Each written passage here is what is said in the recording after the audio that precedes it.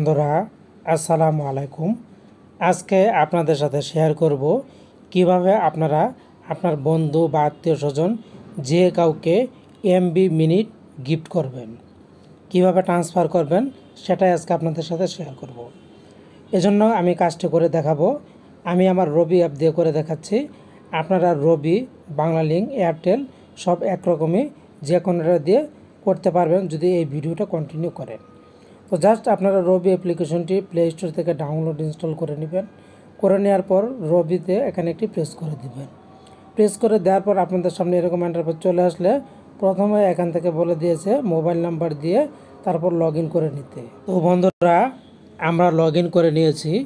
Log in করার পর আপনাদের সামনে ঠিক এরকম ইন্টারফেস চলে আসবে।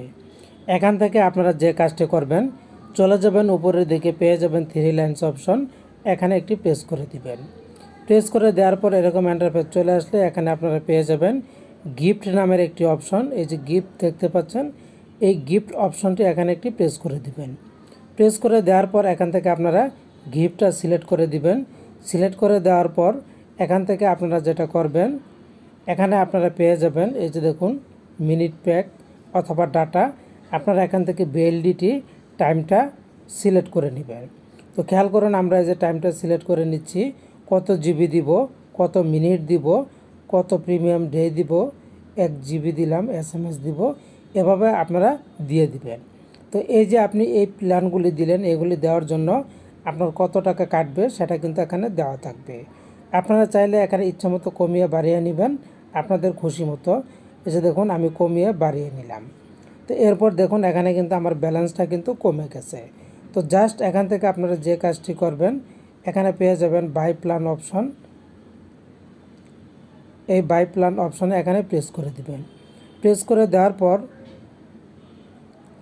এখান থেকে এরকম চলে আসলে এখান থেকে আপনারা যে কাজটি করবেন, এখানে পেয়ে যাবেন মোবাইল নাম্বার সেন্ড টু। এই যে সেন্ড টু, এখানে একটি মোবাইল নাম্বার দিবেন। মোবাইল নাম্বার দেওয়ার পর এখানে আপনারা নিচে পেয়ে যাবেন বাই নাও, এই অপশনটি এখানে একটি প্রেস করে দিবেন। তো বন্ধুরা এখানে যখন আপনারা মোবাইল নাম্বারটি দিয়ে দিবেন, এই যে খেয়াল করুন সেন্ড টু, এখানে একটি মোবাইল নাম্বার বসিয়ে দিবেন।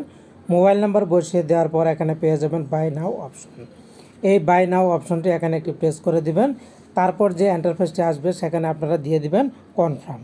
তাহলে দেখবেন আপনাদের এই রবি সিম থেকে এমবি এবং ডাটা আপনারা গিফট করতে পারবেন।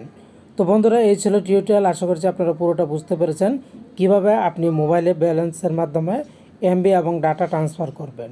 তো ভালো থাকুন, ধন্যবাদ।